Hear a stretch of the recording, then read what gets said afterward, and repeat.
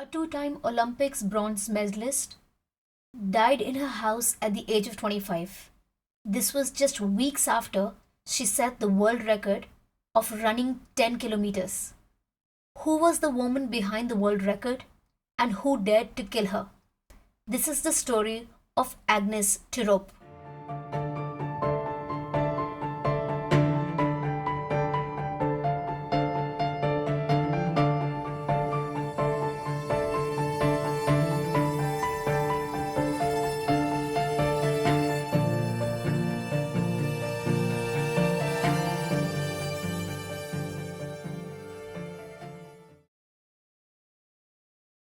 Agnes Tirop was born on 23rd of October 1995 in Uasin Gishu County in Kenya.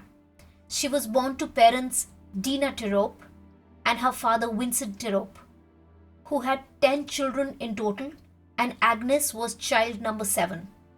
They are a deeply devout, God fearing Christian family. Her parents describe Agnes as a calm, self assured child who never bothered her parents in the least and spent time reading, chatting with friends, and running. Agnes discovered her love for running along with her elder brother Martin when they would run back and forth from home back to school each day during their lunchtime.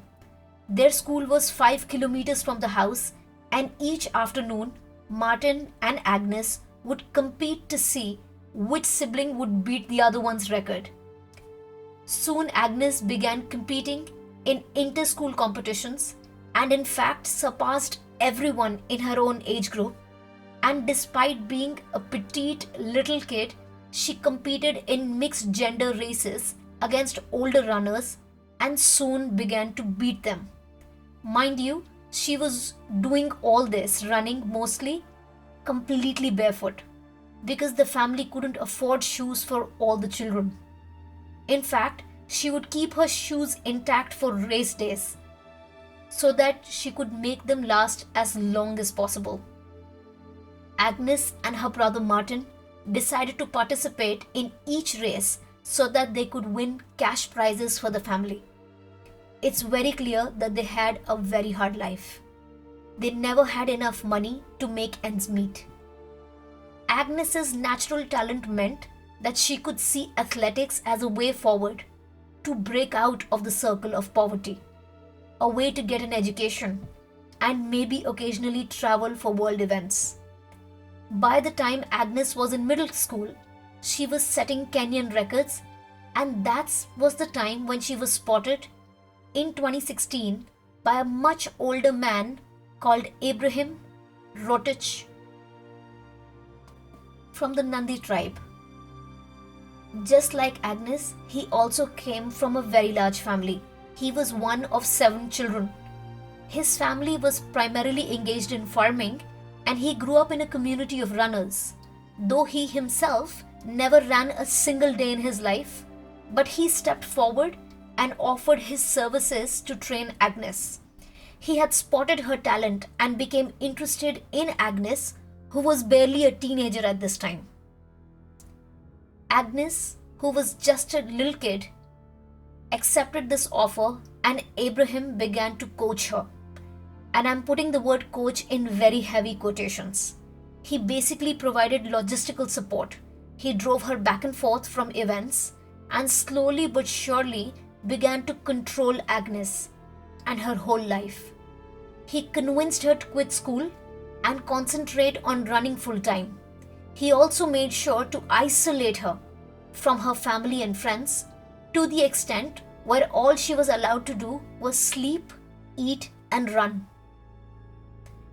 I suspect anyone who's listening to this story so far is thinking, where was her large family? How could they allow this to happen? Wasn't she, after all, just a child? The answer to that is that Agnes had to train in a place called Ethan, which was approximately 30 kilometers away from her house. So initially, Abraham Rotich was acting as Agnes's driver. It was years later that Agnes finally confessed to her family that she was in a relationship with her so-called coach, who was approximately 20 years older to her. On the outside, Abraham seemed supportive and was striving with Agnes to make her a better runner. He would keep her time records, he would buy her gear and equipment, he kept her training logs. They even bought a small parcel of land together with Agnes's earnings. It seemed like an ideal partnership by a supportive older male and a very young and talented younger female.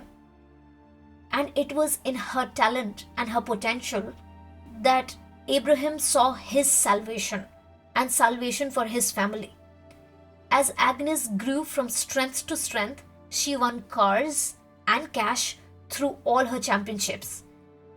As she won bigger and bigger cash prizes, amounting to hundreds and later thousands of dollars, her husband would drain her accounts of all the cash.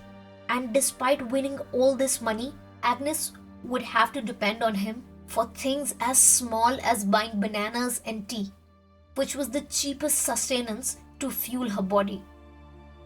While Agnes ran one race after another in Asia, for example, where she stood third in the Doha Athletics, and all over Europe, Abraham continued draining money on alcohol and hookers.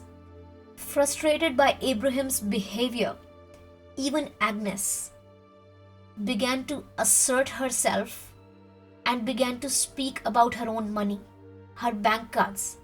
And it was at this point that Abraham began to beat Agnes so mercilessly that she had to fly to Italy to get a surgery so that she could ready herself for her upcoming races.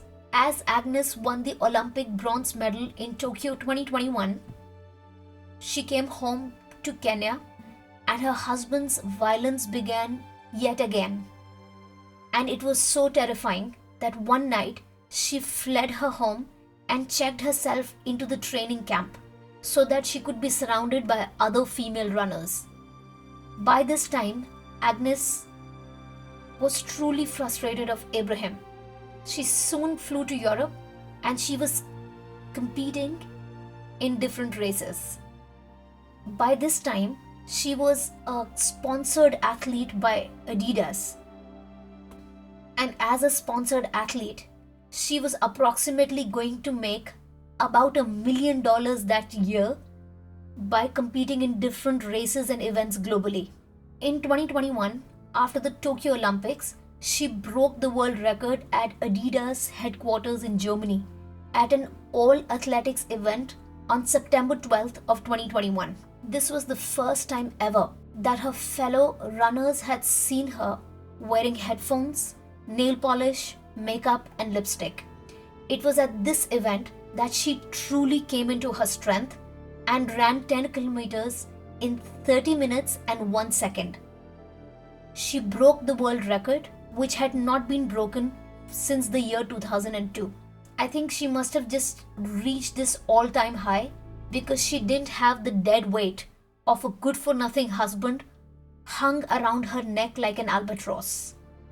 It was after returning to Ethan in Kenya from Germany that Agnes was staying at a runner's camp, and since the second she returned, Abraham tried his best to get in touch with her, and she eventually was persuaded to return with Abraham to her home, which was just down the road from the training camp.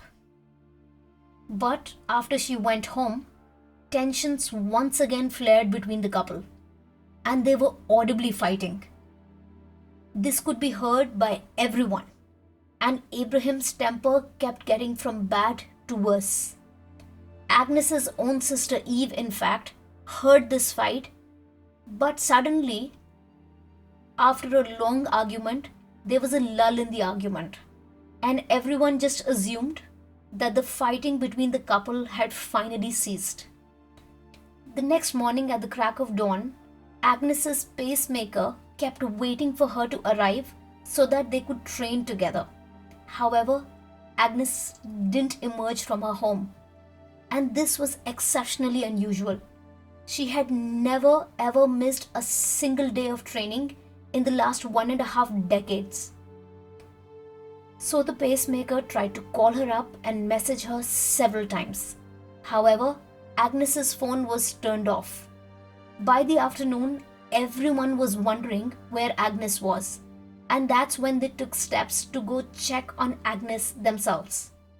Agnes's sister Eve, who was also training in the runner's facility, called her brother Martin. Eve, the sister, could sense that something fishy was going on.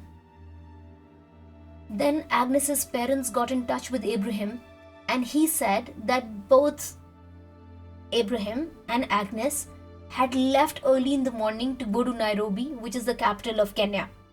Agnes's family lodged an abduction report against Abraham in the police station, and they waited for the police to take action.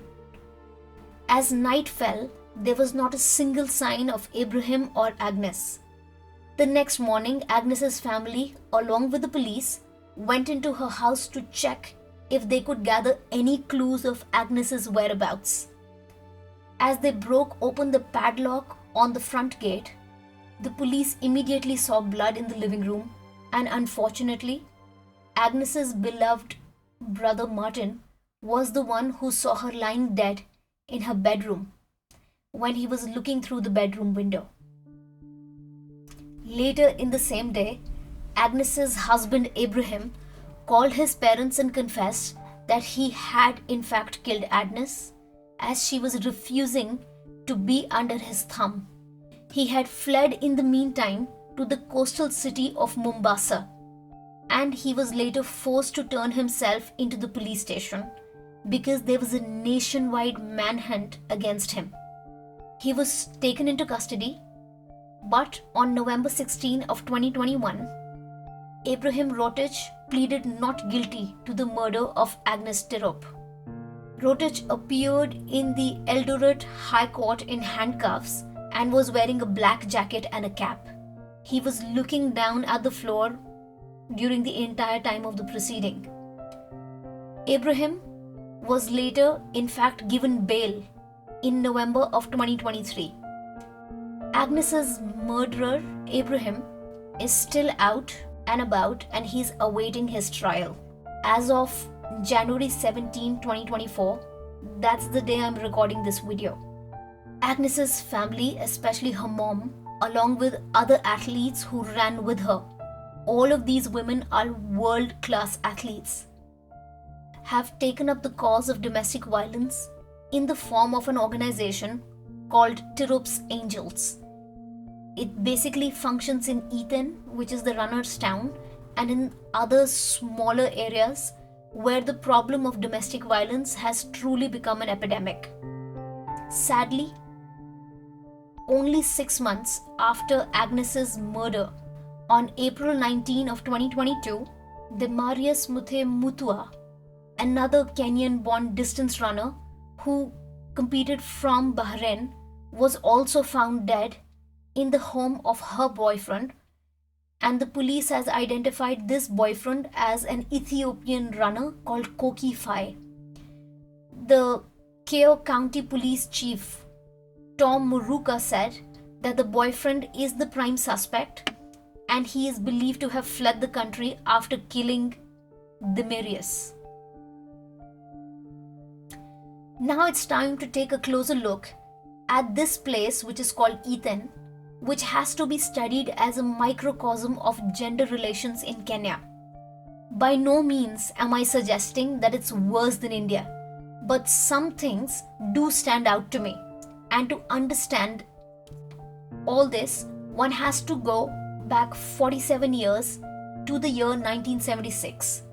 That's when a missionary called Brother Com O'Connell first arrived in Eton. And I think you can just tell by his name that he's an Irish gentleman. Eton at this time was a very small place with no electricity, no running water, no telephone. But Brother O'Connell could see a lot of potential in this place. He coached men's athletics from 1976 to 1989. And it was in 1989 that he first set up a first exclusive camp to train female runners. By this time, Brother O'Connell had trained a lot of boys who had become elite runners around the world. So even the girls could see themselves gradually being mentored by Brother O'Connell, and they could see a career in sports. This was their way out from just getting married at a very young age and merely becoming housewives. It was a way of having a career, and in some cases, it was a way of getting an education and travel. Kenyan women look up to these athletes as women who are breaking barriers and showing a way forward to all the girls in the country. Unfortunately, many men lurk around these training camps in Eton because they see an opportunity in young girls who are talented, and these men usually initially love bomb these girls and then deliberately separate and isolate these girls from their families. When it becomes clear to these men that a lot of these young girls are future stars, but they've come to Eton from different parts of Kenya and don't even have any money or any means to survive, such girls are usually entrapped by these opportunistic men. Such men usually call themselves a coach and maybe provide these poor girls with perhaps shoes, some shelter, and some food.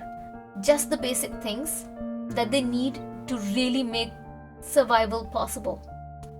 But before these girls can even think, almost suddenly all their belongings, all their earnings, and their entire life is basically taken over by such men. Most coaches in Kenya, in most federations, are not certified. Many of the female runners in Eton are being abused by so-called coaches who take advantage of such young women.